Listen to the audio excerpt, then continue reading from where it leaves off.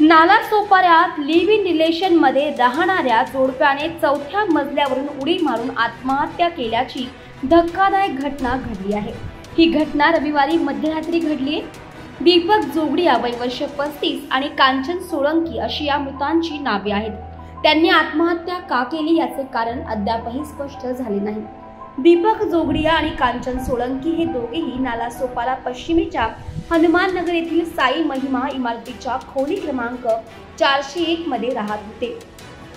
2022 पासून दोघेही live in relation मध्ये होते।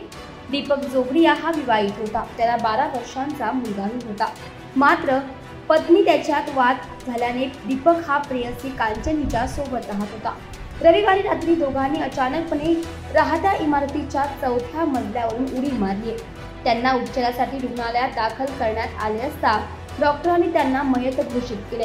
या जोडप्याने आत्महत्या का केली याचे कारण अजूनही समजू शकले नाही। या प्रकरणात नालासोपारा पोलीस ठाण्यात गुन्हा दाखल केला असून पुढील तपास सुरू असल्याचं पोलिसांनी सांगितले।